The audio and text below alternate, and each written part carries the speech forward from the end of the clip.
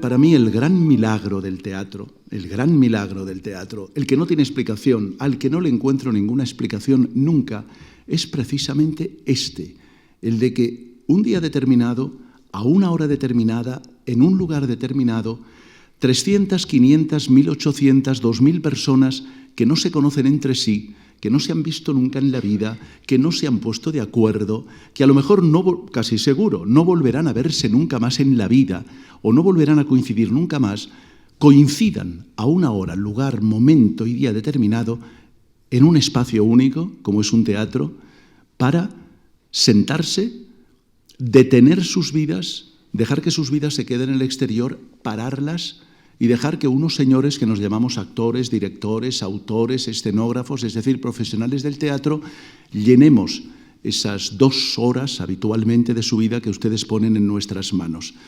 Ese es el acto de generosidad gigantesco que produce el gran milagro del teatro. Esa reunión de personas, esa comunión, personas venidas de todo tipo con todo tipo de intereses, de todo tipo de niveles sociales, familiares y demás, pero que por un momento dicen stop, paran sus vidas, las dejan fuera en la calle y se sientan a llenarse con otras historias y con otras vidas y sobre todo, lo más importante, a compartir emociones y sentimientos, es decir, a que se nos ponga la piel de gallina, a que se nos ponga un nudo en la garganta, pero no en soledad como a veces pasa frente al televisor, en casa o en una conversación, sino compartiéndolo con otra muchísima gente, con un colectivo, a nivel colectivo. Ese para mí es el gran milagro del teatro. Yo recuerdo, voy a trufar la charla con montones de pequeñas anécdotas a modo de ejemplo, primero porque uno ya empieza a ser mayor y tiene muchos recuerdos y muchas memorias. Yo recuerdo que de repente descubrí ese hecho del milagro del teatro, de esa capacidad enorme de convocatoria.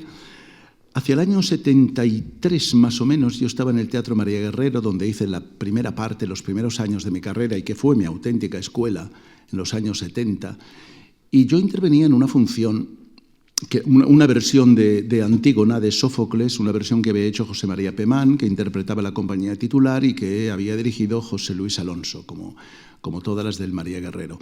Y yo era de los primeros papeles importantes que yo tenía, interpretaba al clásico mensajero de todas las tragedias griegas, pero intervenía en la función muy entrada ya la función, casi al cabo de 1 hora de haber empezado la función.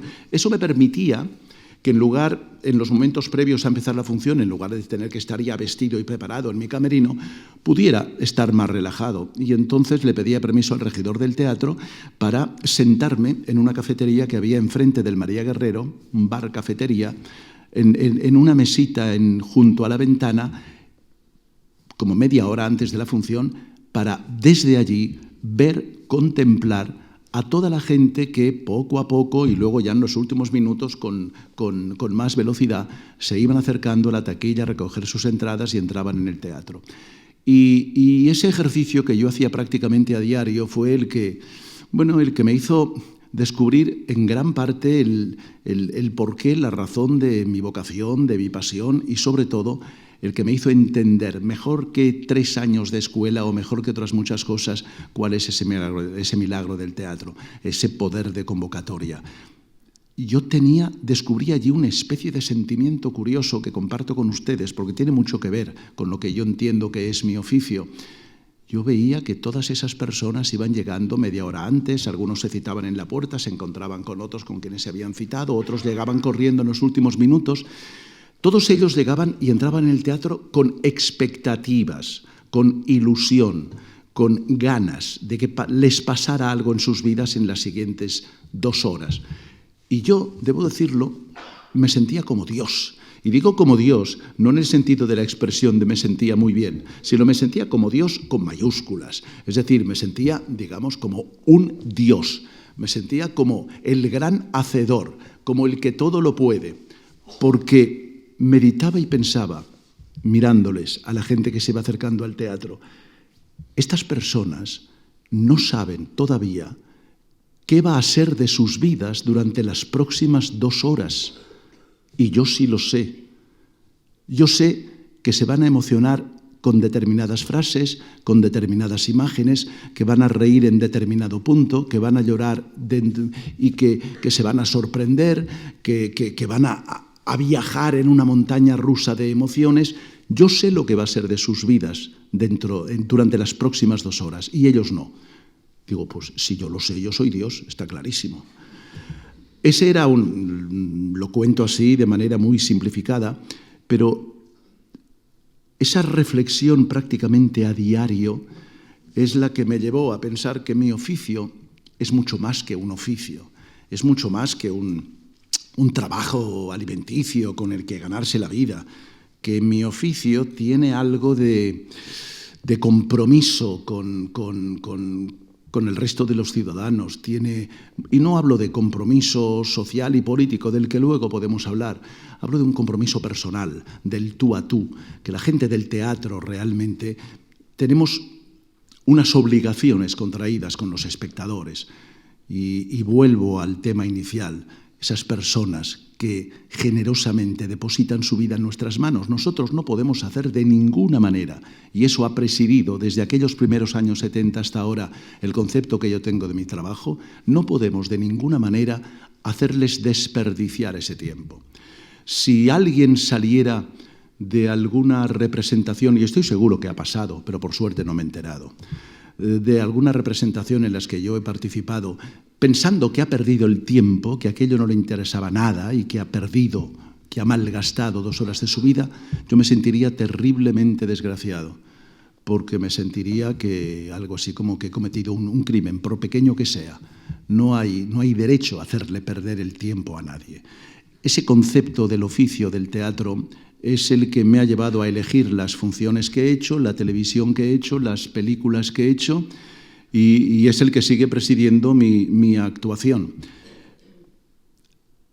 Por decirlo con ejemplos gráficos, yo creo en definitiva que hacer teatro, salir cada día a un escenario y tener el privilegio de poder comunicarte con la audiencia y poder compartir emociones, sentimientos, pensamientos, reflexiones, etc., tiene mucho que ver, y lo cuento de una manera muy gráfica y muy simple, con el hecho de repartir peladillas, como cuando en los bautizos, supongo que sigue haciéndose, hace años que no voy a un bautizo, pero cuando yo era pequeño recuerdo que en los bautizos, a la salida de la iglesia, los padrinos repartían unos sacos enormes de peladillas que lanzaban al aire y los críos nos levantábamos a por las peladillas y nos las guardábamos en los bolsillos, y con los bolsillos llenos esas peladillas duraban a veces una semana entera y demás.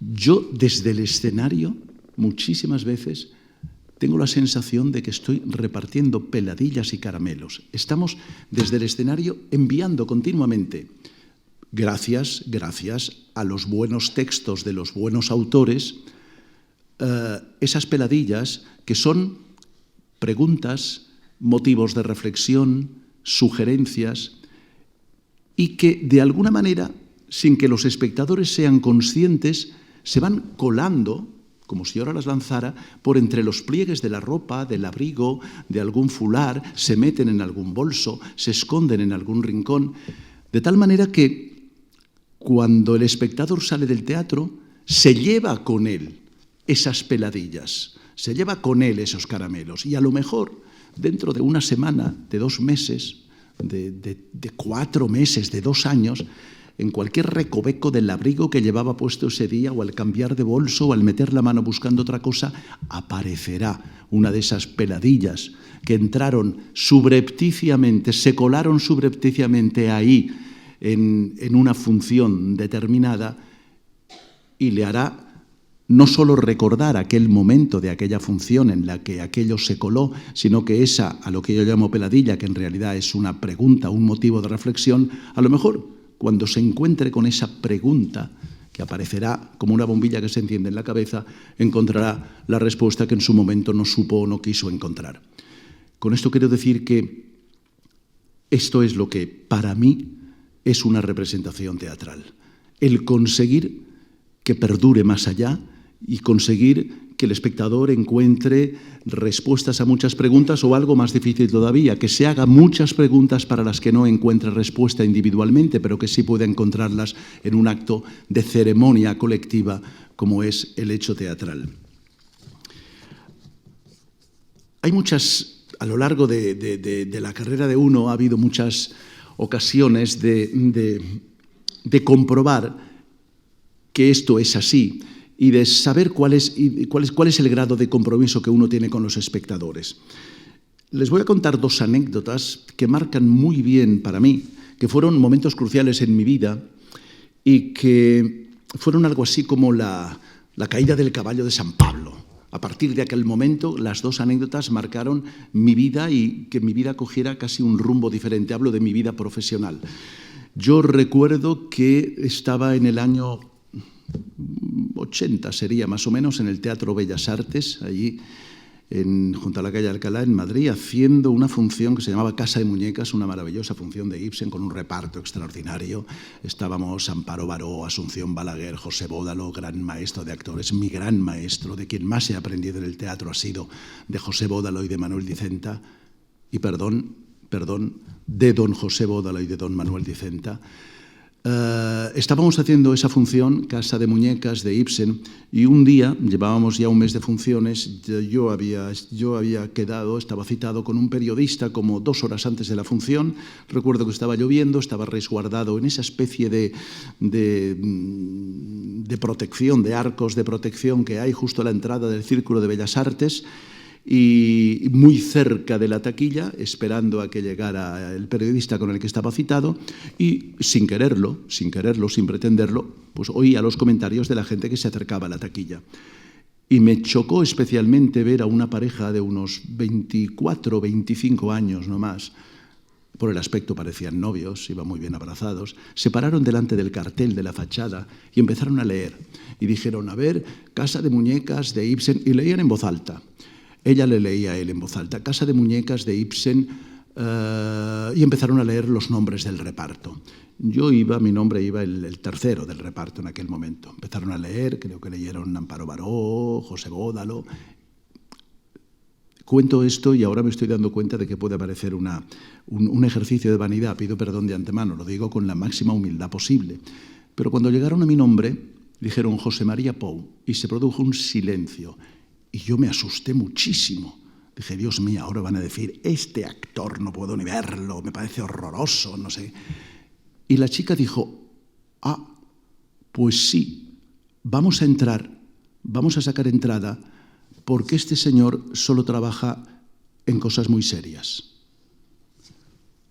Exactamente tal como lo cuento. No dijeron si era un buen actor o si era un mal actor. Dijeron, este señor solo trabaja en cosas serias. Con lo cual daban por descontado que si estaba allí, que él era un producto interesante. Y eso marcó el resto de mi carrera. Ahí fue donde yo entendí de manera muy gráfica el compromiso, eso que se llama el compromiso con la sociedad y el compromiso con los demás. He hablado antes de generosidad de los espectadores hacia nosotros. Debo hablar ahora de confianza. Ese ejercicio enorme de confianza, depositar toda la confianza en mí, pensar que valía la pena gastarse un dinero y emplear 2 horas de su vida metiéndose en el teatro simplemente porque yo estuviera en aquel espectáculo, porque por la garantía que les daba el hecho de que me habían visto en otros espectáculos, eso no tiene precio. Y a partir de aquel momento, cada vez que a mí me ofrecen un trabajo, no solo de teatro, sino de cine o de televisión, cuando llega a mis manos un guión, me hago siempre la misma pregunta.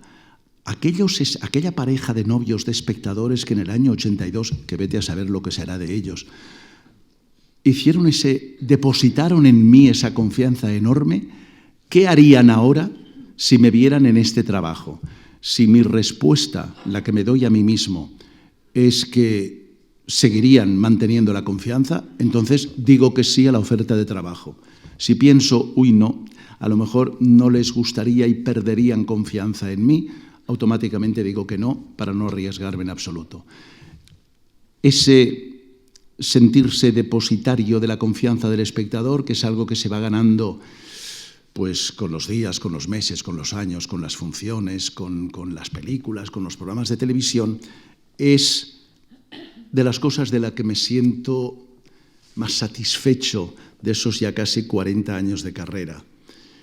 De eso y del respeto del público y de los compañeros hacia mi trabajo.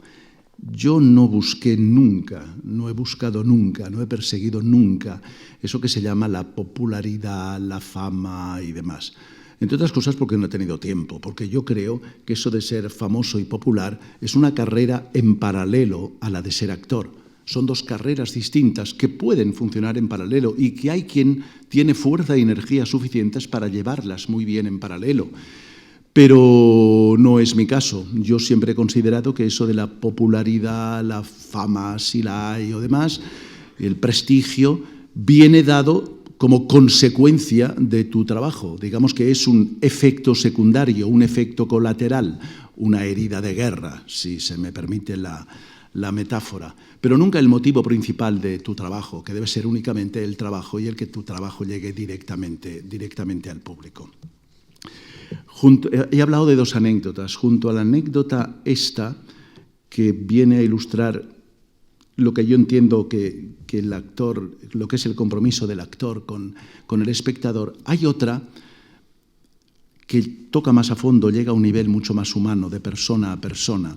Yo había hecho ya años más tarde una película, Amigo Amado, una película que dirigió Ventura Pons, tuvo un cierto éxito, una cierta repercusión. Era una adaptación de una obra teatral de José María Benet i Jornet, un autor catalán. La obra de teatro había tenido mucho éxito también. Por cierto, en aquella película, por mi trabajo en aquella película, me nominaron tuve mi primera nominación al Goya como actor protagonista junto a Paco Rabanne y a Fernán Gómez. Eso de por sí solo era ya un premio increíble.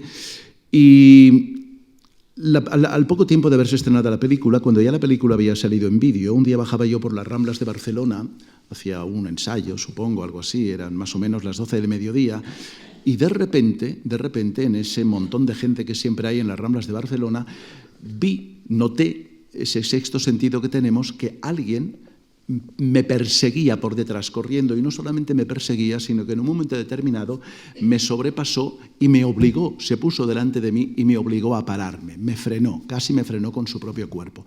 Era una señora de unos 40 y pocos años y me dijo: señor Pou, no se asuste, no crea que estoy loca.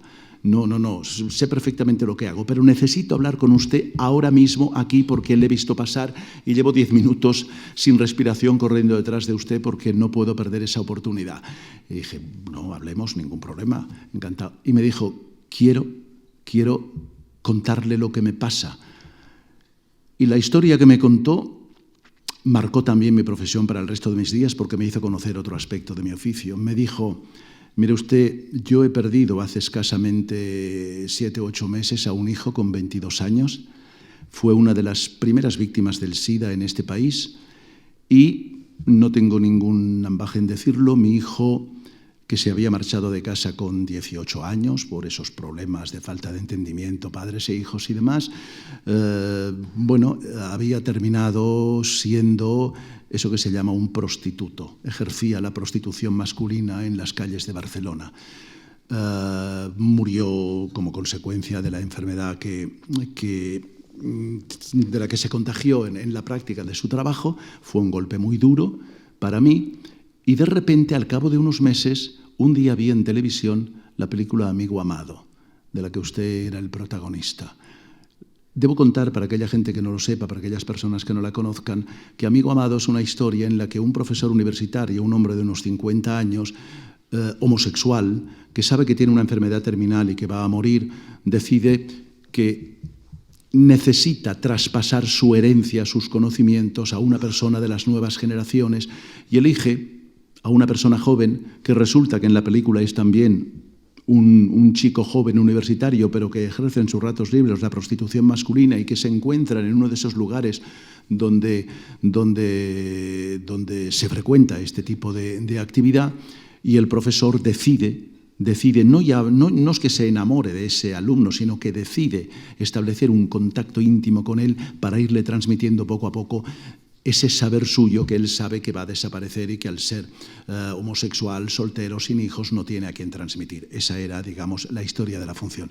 Y la señora me dijo, y cuando vi aquella película encontré por primera vez consuelo, porque pensé, si mi hijo, en el ejercicio de su trabajo, alguna vez tuvo la suerte y la oportunidad de dar o encontrarse con un cliente como el personaje que usted interpreta en la película, me doy por satisfecha.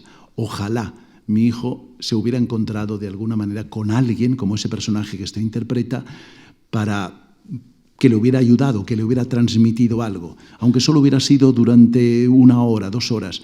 Y desde entonces, cuando salió la película en vídeo, me fui a comprar la película, me decía la señora, y me veo la película montones de veces porque es mi consuelo, porque la película me ayuda a entender el trabajo que hacía mi hijo, pero sobre todo me ayuda a creer que alguien alguna vez le trató como trata usted al prostituto de la película.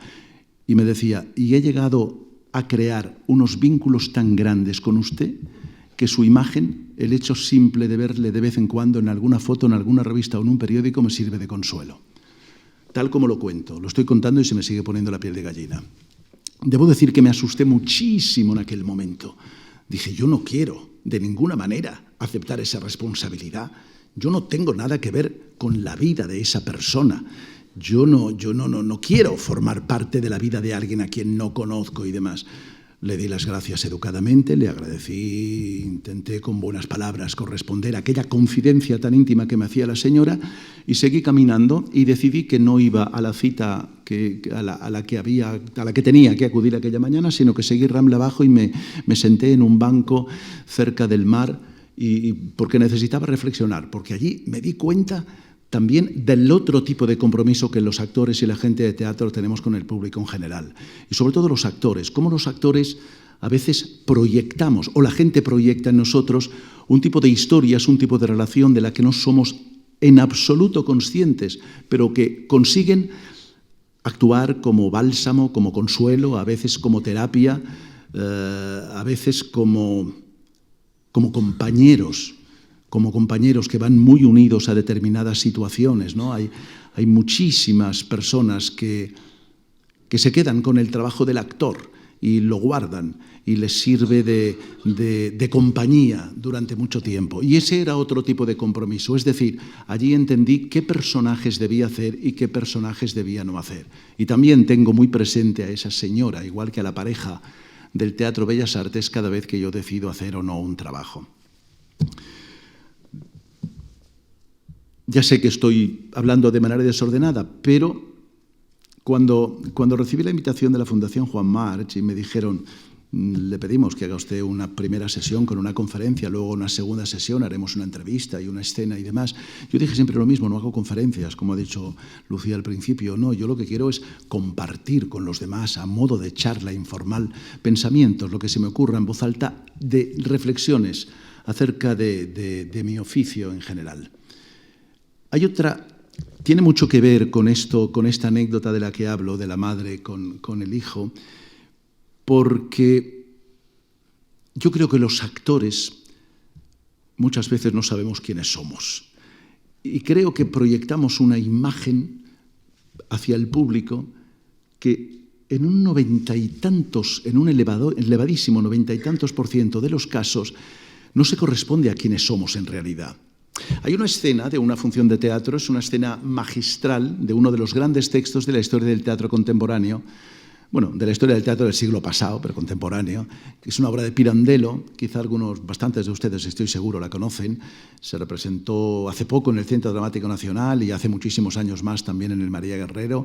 Es una obra de Pirandello que se llama Così è se vi pare, en español, Así es y así os parece, un texto enorme donde, como casi todas las obras de Pirandello, habla de la relatividad. Nada es lo que parece, no somos lo que parecemos, somos lo que les parecemos a los demás. Tuve la suerte de estrenar esta función en Barcelona, haciendo el personaje del protagonista, Lamberto Laudisi, se llama el personaje, es como para los actores italianos y para la gente de teatro italiana, el Lamberto Laudisi es un personaje al que todos los actores quieren llegar en un momento determinado de su carrera, algo así como el Rey Lear. Para los ingleses, bueno, no, para los ingleses no, para todos. Todos queremos llegar algún día a hacer el Rey Lear. Eso tengo ganado ya. Yo ya lo hice en una época en que quizá todavía no estaba preparado para hacerlo, por eso quiero volver a hacerlo. Pero no me distraigo, vuelvo a Pirandello. En Laudisi hay un momento, que es una de las grandes escenas del teatro, en que Laudisi se queda solo frente a un espejo, se mira al espejo y dice algo así como, tengo aquí las notas, pero es que no quiero perder tiempo buscándolo, voy a intentar hacerlo de memoria. Se mira al espejo y con el dedo señala, ¿quién soy yo? Y lógicamente se ve reflejado en el espejo de manera inversa, de tal manera que la figura del espejo le está apuntando a él con el mismo dedo. Y dice Laodici, claro, ¿quién soy yo? Te lo pregunto a ti que estás ahí dentro. Y yo soy tú. Tú me dices que tú eres yo porque me estás señalando a mí. Pero realmente, ¿cuál es el más auténtico de los dos? ¿El que te está preguntando a ti, que estás dentro del espejo, quién soy yo? ¿O la imagen que tú me devuelves y que me dices que no soy yo el que yo veo, sino que soy... Bah, un lío tremendo. Pero estoy seguro que ustedes me entienden. Cuando se hace en el escenario eso se ve mucho más claro. Es decir, a la conclusión a la que llega Pirandello es que uno no es lo que es, sino la imagen que proyecta, la imagen que se refleja, la imagen que los demás se forman de sí mismos. Y esa es una de las, créanme, mayores dificultades, creo yo, de ser actor, con la que hay que vivir siempre, porque uno no es lo que es, sino lo que parece, porque a través de nuestros trabajos, de nuestras interpretaciones, de vernos en distintos personajes, de oírnos o vernos en momentos determinados, en una entrevista, a lo mejor la impresión que pueden ustedes sacar de este encuentro aquí de esta tarde, unido al de una entrevista en televisión dentro de 2 semanas o del personaje que yo estrenaré dentro de poco, van conformando una idea, la que ustedes tienen de mí mismo, que es casi seguro que no se corresponde con la realidad, porque uno está muy encerrado en sí mismo y porque uno lo que hace es proyectarse, pero no entregarse absolutamente. Hay una parte que se reserva para lo más íntimo de uno y para el círculo más íntimo. Y todo el mundo tiene derecho a hacerse una imagen de José María Pou, actor, de una manera determinada, producto de todos los personajes que yo he interpretado. Pero no es verdad, yo no soy ese. Yo soy quizá el rescoldo. Yo soy quizá un conglomerado raro con pequeños residuos de muchos personajes que he hecho, de muchas funciones que he hecho, y con todo eso se crea un personaje ahí que está como flotando en el aire, del que se adueña el público, pero que muchas veces no tiene nada que ver conmigo, porque no olvidemos que ser actor es, por encima de todo, ser un grandísimo embustero. El mejor actor será siempre el más grande mentiroso. El que mejor mienta será el que más consiga emocionar al espectador, porque y esa es otra reflexión acerca del teatro. El teatro no es más que un juego en el que ustedes y nosotros, y cuando digo nosotros me refiero a los que estamos encima del escenario, jugamos a engañarnos. Hay algo más ingenuo, más infantil, por suerte, que el hecho teatral. Ustedes salen de su casa, entran en un salón, se sientan, se abre el telón, salgo yo y digo, soy el rey de Italia. No es verdad. Ustedes saben que no es verdad, pero ustedes se lo creen y quieren creérselo y juegan a creérselo. Y yo sé que ustedes saben que no es verdad, que yo no soy el rey de Italia, pero yo sé que ustedes quieren creérselo, con una condición solo. Ustedes saben que yo miento, pero exigen, necesitan que esa mentira, gran paradoja, tenga la mayor cantidad de verdad posible. Es decir, que esa mentira sea perfecta, sea creíble. Paradoja de paradojas, que esa mentira sea verdad. Esa es otra de las cosas maravillosas del teatro. Con lo cual, los actores, cuando un actor es de verdad quien es, con su personalidad, cada vez que ustedes vean a un actor encima de un escenario está mintiendo, está oculto bajo 1000 máscaras. Y algo de todo eso, algún resquicio de esa cerámica, de esos montones de máscaras que se va poniendo, va quedando en su personalidad. También es verdad que el actor con su personalidad va tiñendo los personajes por los que pasa. Alguna vez me sorprende muchísimo cuando, hablando con alguien más o menos profano o no demasiado aficionado al teatro, les habrá pasado a ustedes, cosa que no pasa curiosamente con la ópera. En la ópera se dice, esta temporada vamos al Real a ver la Butterfly. Y seguro que los que van a ver la Butterfly han visto 50 representaciones distintas de la Butterfly o de la Traviata o de Nibelungos o de Parsifal, pero acuden una vez y otra y otra. Yo me he encontrado curiosamente con personas que dicen, ¡ay, están poniendo otra vez Hamlet! No voy a verla, ya la vi. Y dices, ¿cómo es posible? Primero porque Hamlet es un bocadillo que hay que comerse cada día, cuanto más mejor, que hay que tragárselo y digerirlo desayuno, comida y cena. Y segundo, porque ese Hamlet de Shakespeare, la historia seguirá siendo la misma, por supuesto, pero estará contada de una manera absolutamente distinta, porque está dirigida por una persona que no tiene nada que ver con la que dirigió aquel montaje que hiciste, y sobre todo, porque está interpretada por un actor distinto de aquel. Y ese es otro de los grandes milagros del teatro. El personaje, la historia es la misma, pero el actor es diferente, y el actor con su personalidad va a ofrecerles a ustedes su Hamlet, teñido con, pues eso, con unas características, teñido de unas características determinadas que no puede tener ningún otro actor. Los actores tenemos una ventaja enorme, fruto de esta manera de ejercer la profesión, y es que nos ahorramos un montón de dinero de psiquiatras. No necesitamos. Conozco muy pocos actores que tengan que ir al psiquiatra o al psicólogo. Había uno que era muy aficionado y al que además quiero rendir homenaje porque era un grandísimo actor que falleció hace poco y además fue una de esas grandes injusticias de la vida, Juan Luis Galiardo, que era un ser apasionado. Cuando yo hablo y ustedes le recuerdan seguro y le han visto y le recuerdan, por ejemplo, en las entrevistas o cuando tenía ocasión de expresarse públicamente. Yo le he puesto toda mi vida, he tenido la suerte de ser amigo suyo y trabajar con él, le he puesto toda mi vida como ejemplo de la pasión. Yo no he visto nunca, ni yo, hablar con tanta pasión de su trabajo como la que tenía Juan Luis Galiardo. Juan Luis Galiardo, él mismo decía, yo soy carne de psiquiatra, soy carne de psicólogos, tenía una personalidad quizá desmesurada que le creaba unos ciertos problemas. Pero en general, el actor no necesita de psicólogos y psiquiatras, porque ha aprendido, porque forma parte de su trabajo, hacer ese ejercicio maravilloso que es el ejercicio de la introspección, de darse la vuelta como un calcetín, de mirarse hacia adentro y encontrarse y descubrirse y conocerse a sí mismo, que es para lo que acude la gente al psicólogo y al psiquiatra, porque eso forma parte del trabajo, es el primer capítulo del manual de trabajo del actor. Cada vez que te llega un personaje nuevo con unas características determinadas, uno tiene la obligación de entender aquel personaje y de buscar dentro de sí mismo, de uno mismo como actor, aquellos rasgos que el personaje necesita. Si el personaje es un personaje iracundo, hay que encontrar dentro de ti la ira para que esa mentira de la que hablaba antes sea verdad. Tengo que sacar mi ira donde esté, encontrarla en cualquier recoveco. Si es un personaje con un sentido del humor especial, tengo que buscarlo dentro de mí, porque tengo que encontrarlo para prestárselo al personaje para que el público se lo crea de verdad.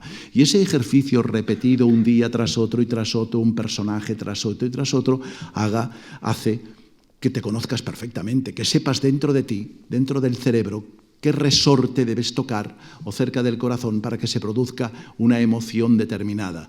Y sabes, porque has pasado por ello, cuando has tenido que interpretar a un hijo que pierde a su madre, o has tenido que interpretar a un asesino, o has tenido que interpretar a un maltratador, o has tenido que interpretar a un hombre de negocios incapaz de entender a sus empleados, sabes que todo eso, todos esos distintos rasgos de personalidad están dentro de ti y que puedes utilizarlos cuando puedes. Y eso es una de las grandes ventajas que nos da el oficio de los actores, ese enorme conocimiento que atención, tiene su parte de peligro. A unos actores les desequilibra muchísimo, a otros actores, voy a emplear el creo, nos equilibra o nos tiene más o menos equilibrados.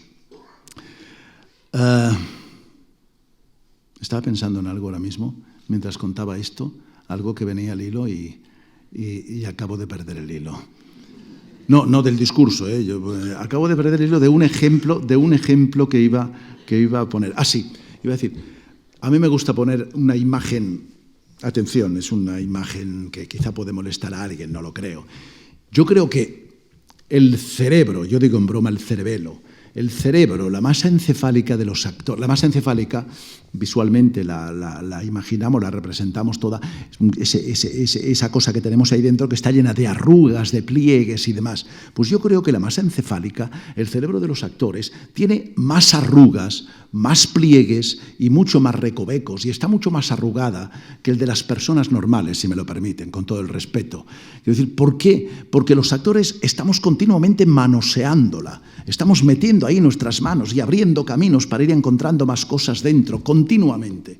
Creo que es una manera gráfica de explicar en qué consiste el trabajo del actor, entre otras muchas cosas, ¿no? Me dejan que consulte. Hay una cosa. Cuando me pidieron un título para la conferencia, para la charla, yo dije que me pareció lo de la pasión por mi oficio, se me ocurrió así de repente, porque pensé, no hace falta ni siquiera exponer en qué consiste la pasión por el oficio. Todo el mundo sabe qué tipo de pasiones tiene en un trabajo determinado o qué pasiones tiene en la vida. Yo creo que simplemente con hablar de mi oficio ya se ve en qué consiste la pasión de mi oficio. Yo solo sé hablar apasionadamente de aquello que me gusta y de aquello que creo entender. Y lo que estoy haciendo hoy es reflexionar en voz alta. Yo no sé si a alguien le puede interesar o no. A alguien que a lo mejor, no sé si aquí hay algún compañero actor o algún profesional del teatro. Puede que ellos me entiendan mejor. Puede que para la mayoría, si son público de teatro, consigan, a través de esas reflexiones compartidas, entender mejor el milagro del actor y la personalidad del teatro. Pero sí es verdad que el hecho de reflexionar en voz alta acerca de mi oficio es algo que en estos momentos debería ser de los bienes más preciados. En este momento de vorágine, de angustia, de no saber qué va a pasar mañana, de terror, porque es auténtico. No quiero alarmar, no quiero crear alarma social de ninguna manera, pero todos sabemos en qué momento estamos viviendo, desde hace 4 o 5 años ya, y todos sabemos, abres un periódico por la mañana, no te atreves a abrir un periódico, no te atreves a poner el telediario, no sabes cada día qué nueva cosa va a aparecer, va a salir, hoy ha bajado de nuevo, ha subido de nuevo la prima de riesgo, ya parece que hayamos vuelto 6 meses atrás, estamos todos asustadísimos.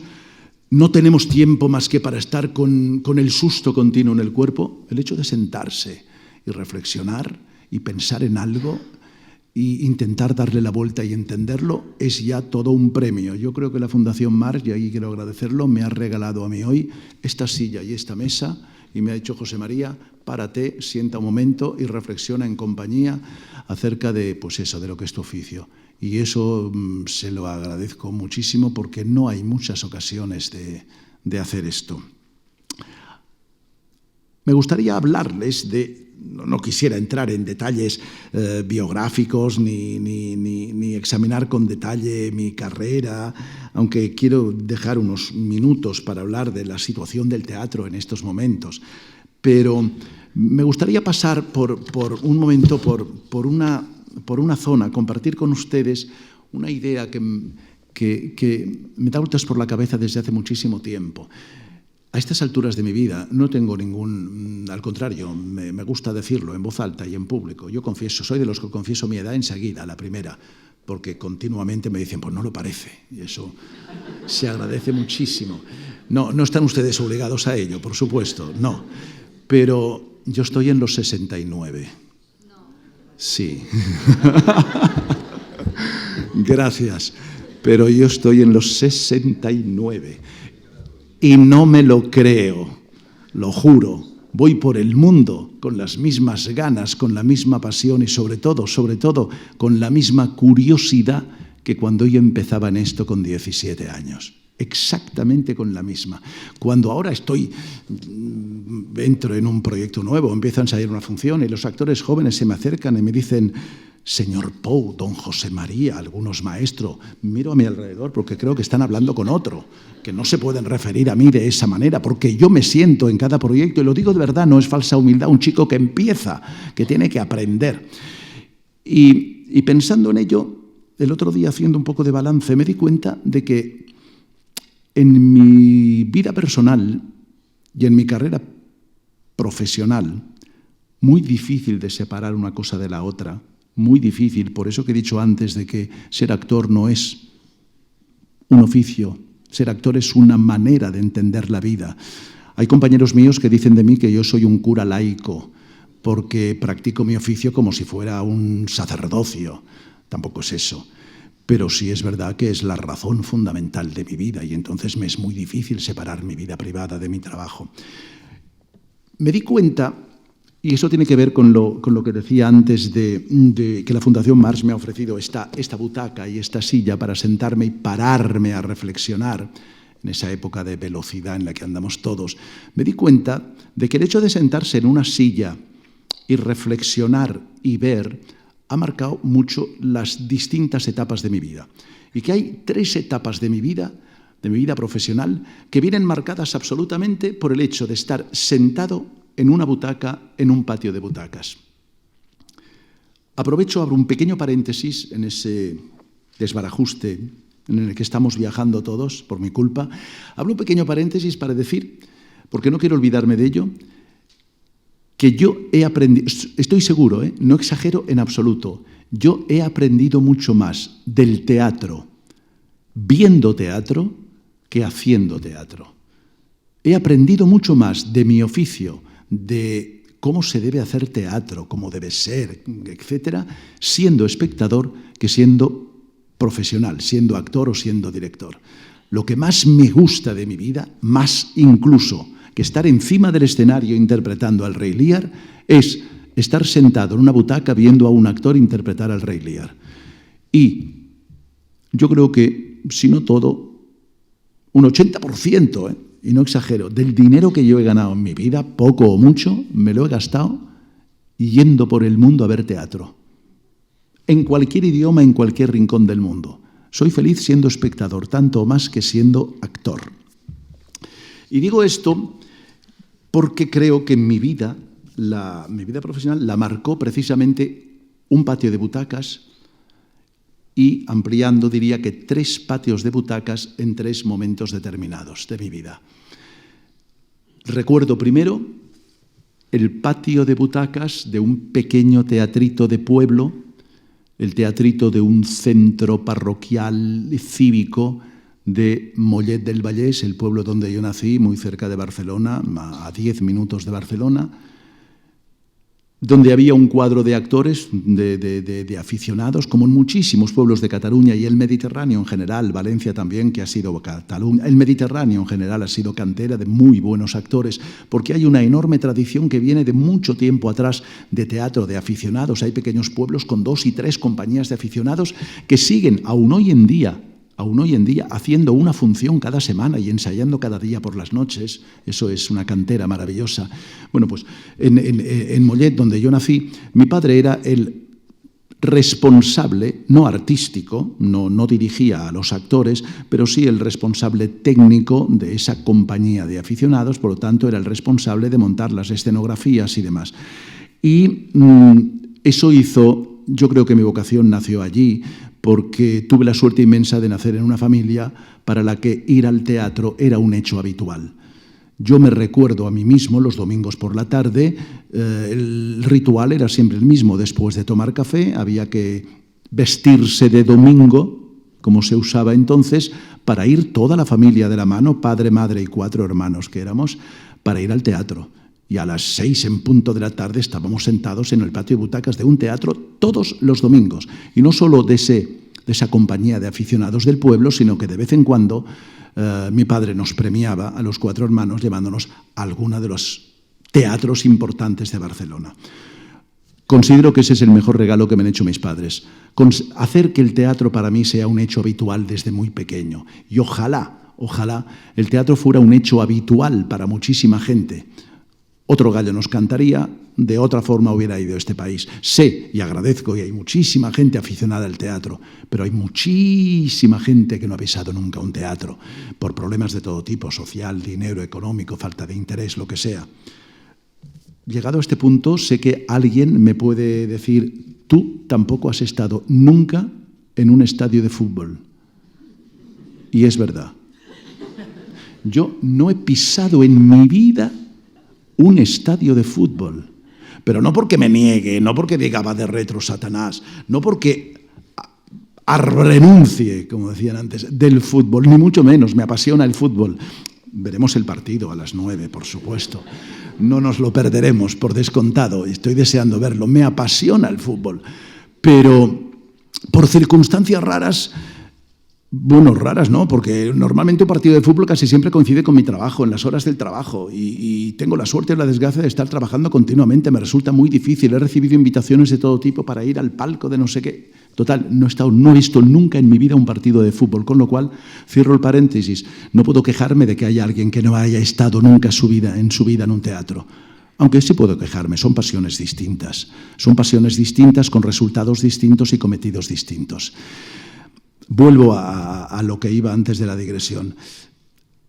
El hecho de que mi padre fuera el director técnico de aquel pequeño grupo de aficionados de pueblo puso en mis manos un momento maravilloso que se repetía semana tras semana. Los sábados por la tarde, después de comer, mi padre me decía, ¿quieres venirte conmigo? Y yo ya sabía a qué se refería, me llevaba de la mano, me iba con él al teatrito del pueblo y allí mi padre se reunía con otros 2 compañeros para montar las escenografías de la función que iba a representarse al día siguiente, domingo. Entonces yo me sentía el ser más privilegiado del mundo. No sé si voy a ser capaz de describírselo para que lo imaginen. Un teatrito pequeño, más pequeño que este, muy de pueblo, muy humilde, con un patio de butacas quizá de 180, 200 butacas, y allí un niño, yo creo recordar que entonces tendría 9, 10 años, porque tendría memoria suficiente y capacidad de recuerdo como para tenerlo muy, muy presente, sentado solo, yo solo en el patio de butacas, viendo como 3 señores, uno de ellos era mi padre, desplegaban unos inmensos telones de tela pintada, los clavaban en unas barras de madera que luego tiraban de unas cuerdas y levantaban, y aquel escenario vacío de repente se convertía en un castillo maravilloso, o en el fondo del mar, o en un paisaje, o en el interior de un salón de Versalles. Y todo eso sucedía ante mis ojos con el simple hecho de clavar unas tachuelas, se llamaban, unos clavos en una barra de madera y levantarlos. Y todo eso pasaba ante mis ojos y yo estaba sentado en aquella butaca y era el único que estaba contemplando aquello como público. Y eso ocurrió un sábado tras otro, pues yo creo que durante 3 o 4 años, soy consciente. Yo esperaba que llegara ese sábado, simplemente para eso, y me gustaba más ese momento que el de la representación del domingo. Eso es lo que yo llamo mi etapa de pasión del descubrimiento. Ahí fue donde yo descubrí, ahí fue donde quedé absolutamente fascinado por esa caja mágica que era un escenario de teatro que en apenas 10 minutos de diferencia podía convertirse, de estar absolutamente vacía, en un salón de un palacio de Versalles. Ese momento, ese patio de butacas del teatro de mi pueblo, me marcó un camino que pasa fue en mi etapa de descubrimiento, me enganchó directamente, me creó la adicción. Yo esperaba el resto de la semana que llegara ese sábado para acudir otra vez a vivir esa experiencia. Luego, años más tarde, recuerdo otro patio de butacas prácticamente también vacío. Y estoy hablando del año 70 más o menos, cuando ya debuto como actor profesional y empiezo a trabajar en el Teatro Nacional María Guerrero con aquella enorme y maravillosa compañía titular donde había más de 40 actores dirigidos por José Luis Alonso. Estoy seguro que muchos de ustedes recuerdan aquella época y aquellos montajes. Tuve la suerte inmensa de debutar allí, aquella fue mi escuela. Y recuerdo que me las urdía, me las organizaba yo. Lógicamente en las representaciones tenía cometidos muy modestos, pequeños papeles, lo cual quiere decir que la mayor parte del ensayo, una vez pasada mi escena, me permitía salirme corriendo del escenario y sentarme en el patio de butacas a presenciar el resto del ensayo de los demás compañeros. Pero sobre todo, haber No lo que estaba ocurriendo en el escenario, que también, pero por encima de todo lo que me fascinaba, sentado en un rincón de ese patio de butacas oscuro, era ver cómo en la fila 4 o 5 estaba la mesa de dirección y allí estaba José Luis dirigiendo aquel espectáculo, José Luis Alonso dando órdenes a los actores y subiendo y bajando por una pequeña escalera en el escenario, interpretando él los personajes para darles claves a los actores, volver a bajar, darles órdenes desde abajo. Ese es uno de los espectáculos más grandes que yo he visto en mi vida. Allí nació la pasión auténtica por el oficio. Total, absolutamente. Hasta tal punto que yo recuerdo que en aquella época los ensayos, bueno, ahora ya sé que todo cambia y avanza y demás, y yo soy de los que participaron en muchas asambleas y en muchas acciones para dignificar de alguna manera nuestro oficio, pero cuando yo empecé en aquel oficio, hablo en los años 70, en el María Guerrero, hacíamos 14 funciones a la semana, no había día de descanso, había 2 funciones diarias, era una auténtica barbaridad, era inhumano, era injusto, es mucho mejor el sistema actual, con 7 funciones a la semana, 8 como máximo, por supuesto, pero recuerdo que entrábamos en el Teatro María Guerrero a las 3 de la tarde para ensayar una función de 3 a 6 de la tarde, a las 7 de la tarde hacíamos función, a las 10 de la noche hacíamos una segunda función y ahí voy, después de terminar la función de noche a la 1 de la mañana, había una cosa que se llamaba eufemísticamente ensayo suplicado. Es decir, el director te suplicaba que por favor te quedaras a ensayar hasta las 3 de la madrugada. Te lo suplicaba. Lógicamente todo el mundo se quedaba. Todo el mundo atendía esa súplica porque nadie sabía qué podía pasar si no la atendía, ¿no? Y a ese ensayo, al que nunca, debo decir, nos convocaban a lo que llamábamos los mindundis, la gente joven que empezaba, yo me quedaba todas las noches y disfrutaba mucho más que en el de la tarde porque sabía que yo no tendría ningún momento que subir al escenario y me quedaba como espectador.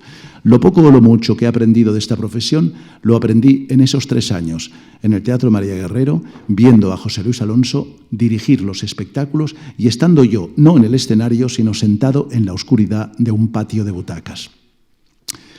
Y la tercera etapa, de sentado en un patio de butacas, y es lo que yo llamo la pasión por la transmisión, de alguna manera, es mi última etapa, cuando a raíz del, hace unos 10, 11 años, decidí, después de haber estado escuchando durante mucho tiempo en cantos de sirenas y haberlo rechazado, que sí, que me encontraba en condiciones de poder dirigir algún espectáculo de teatro y dirigí mi primera función.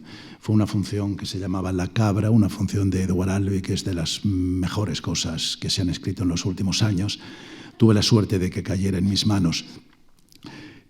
Y el primer día de ensayos, cuando yo me vi sentado en un patio de butacas, yo también solo, ocupando lo que llamamos la mesa de dirección, con los actores encima del escenario, por un momento tuve que pedir que se retrasara el ensayo casi durante más de media hora para poderme ir, no sé si a llorar, pero por lo menos a encerrarme yo solo, porque cayeron encima de mí aquel patio de butacas del teatro de mi pueblo donde yo descubrí la magia y aprendí la fascinación por el teatro, cayó encima de mí el patio de butacas del María Guerrero, donde durante tantas noches vi a José Luis Alonso dirigir, y cuando hube asumido todo aquello fue cuando me sentí capaz de sentarme yo en el patio de butacas, pero ahora para dirigir, cosa que no he dejado de hacer desde entonces, el tiempo que compagino con mi vida de actor. Dirigir, en definitiva, que eso forma parte del último tramo de mi carrera, no es tan difícil.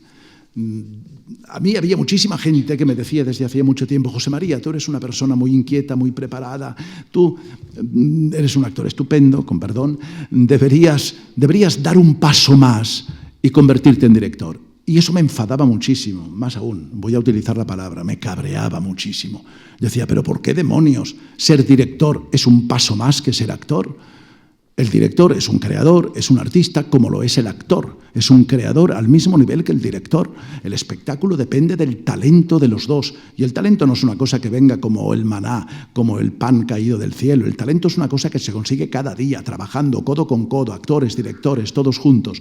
Y todos deben compartir el mismo grado de responsabilidad del espectáculo. Por lo tanto, me negaba a aceptar que ser director significaba ser algo más que actor.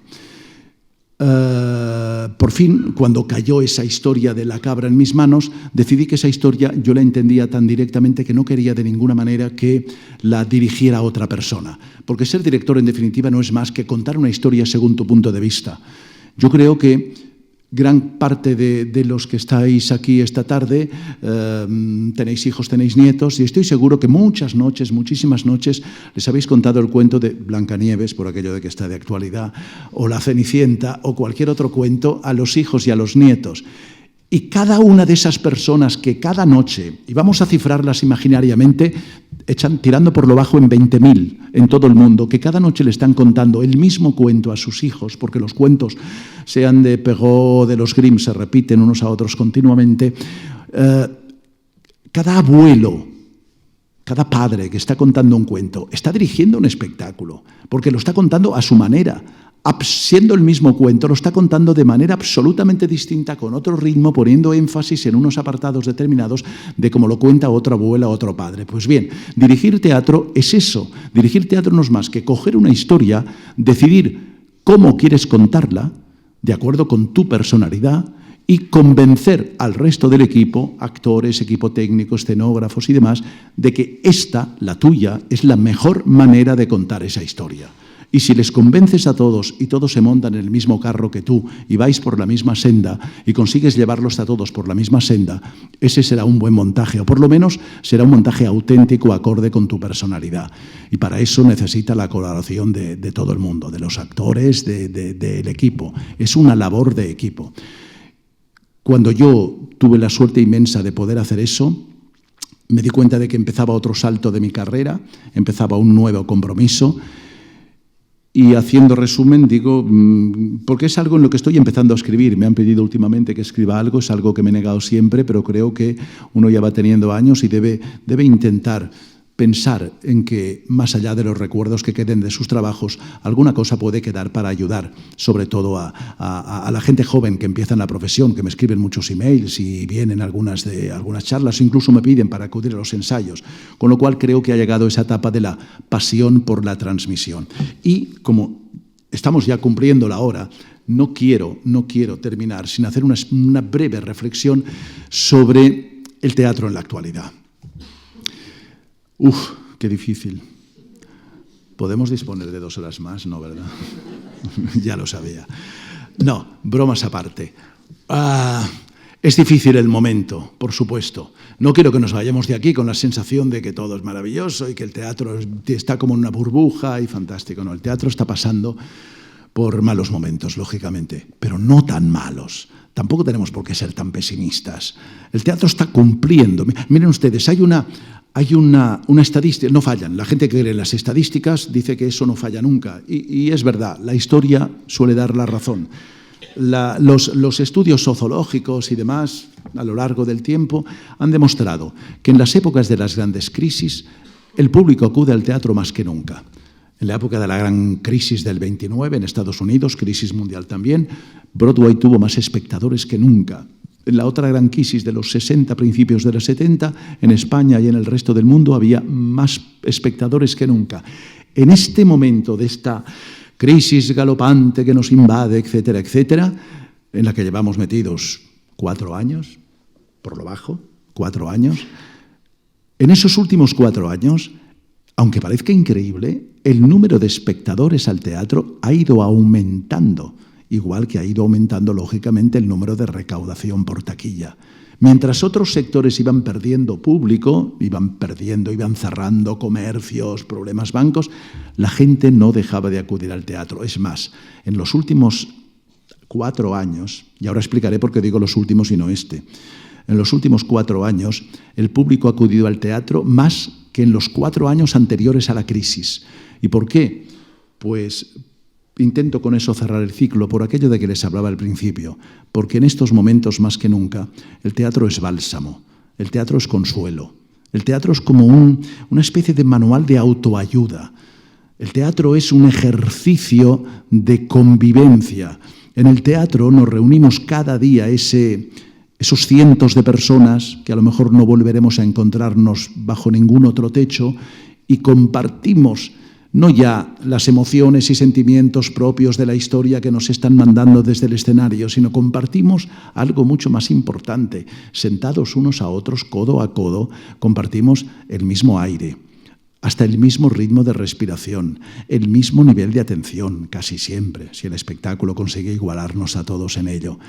Y salimos del teatro convencidos, seguro, porque lo hemos experimentado, de que no estamos solos, de que formamos parte, por lo menos, si no de otro, de ese colectivo de las 200, 300 personas que en ese momento estaban en el teatro viendo la función. Y nos sentimos que eso nos va a ayudar a enfrentarnos, una vez salidos del teatro, a la angustia de cada día y demás. Ese es el cometido principal del teatro en esos momentos, y lo está cumpliendo, y ojalá pueda seguir cumpliéndolo. Y ahí viene ya mi remate final. Sé que los actores, a raíz de la intervención en la gala de los Goya, en la que yo estaba presente, ahí en la segunda fila, en la que, por cierto, no me dieron el Goya. Pero bueno, lo entiendo, la nominación es ya de por sí un premio, y además, por una película tan mágica como esa, es un premio estar en esa película. A mí no me asustó, ni me preocupa, ni me conmocionó lo que pasó en la noche de los Goya, porque es que no pasó nada anormal. En la noche de los Goya, una serie de personas adultas y libres expresaron su opinión de manera libre, en voz alta y, atención, dando la cara, acerca de unos temas que les preocupaban, porque los actores son también ciudadanos y comparten los mismos temas, forman parte de una sociedad y les angustian los mismos problemas. Y dieron sus opiniones, unos de manera más o menos simpática, pero de ninguna manera no hubo motivo para el escándalo que se organizó en los días siguientes. Y ahora vámonos a la noche de los Oscars del domingo pasado. Hubo también algún tipo de reivindicaciones exactamente igual. No he leído en ninguna parte, absolutamente en ninguna parte de la prensa española, críticas a esos actores que desde la ceremonia de los Oscars también aprovecharon para hablar del momento y de la crisis y de que no estaban de acuerdo con alguna política americana. Quiero esto decir que yo creo que no sé por qué, y ahí me quejo, y aprovecho esta oportunidad, esta tribuna, para hacerlo público. Creo que hay un sector que no sé por qué está despertando, intentando expandir como una mancha de aceite a su alrededor una especie de inquina, de desapego hacia el mundo de los actores, con una serie de acusaciones que, en mi opinión, lógicamente, no son lógicas. Si por ellos fuera, y me expreso con mucha tristeza, si por ellos fuera, quizá volveríamos al siglo XVI y al siglo XVII, donde a los actores no se les permitía ser enterrados en sagrado, ni se les permitía sentarse a la mesa con los señores, ni se les permitía comer pan blanco. No nos tengan miedo. Los actores no vamos a cambiar el mundo nosotros, no tenemos ningún sentido mesiánico, no pretendemos ser los salvadores del mundo, somos ciudadanos normales y corrientes con derecho a expresar nuestras opiniones. Sí, es verdad que los actores tenemos la ventaja enorme, ya quisieran muchos políticos, de tener a su convocatoria que cada vez acudan cientos de personas, ya quisieran tener tantas oportunidades como tenemos nosotros a veces en entrevistas, programas, entregas de premios, de expresar nuestra opinión. Tenemos esa ventaja, y esa ventaja hay que aprovecharla, y hay que aprovecharla para lo que cada uno honestamente cree que es lo mejor que puede hacer y cómo puede contribuir de mejor manera a ayudar al resto de los conciudadanos a sobrellevar esta crisis. Me he prometido que no me excedía de 1 hora y es 1 hora y 10. Yo soy capaz de seguir hablando, no soy capaz, me gustaría poder seguir compartiendo mi pasión por el teatro, por mi oficio con ustedes a lo largo de 4, 5, 6, 7 horas más. Les emplazo a un tiempo futuro, a que podamos apuntarnos a una sesión de una semana entera.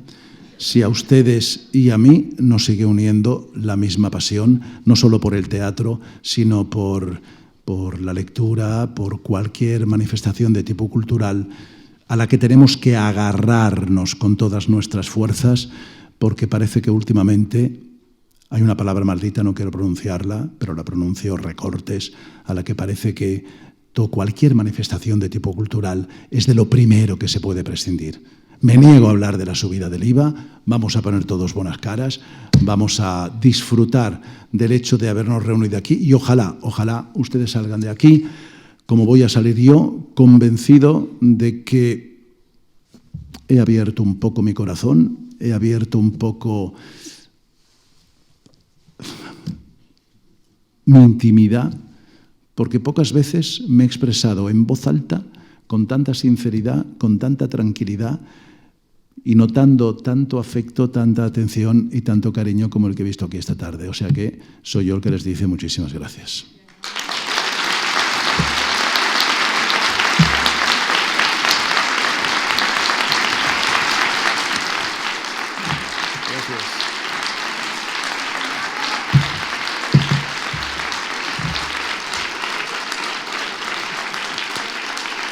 Traía...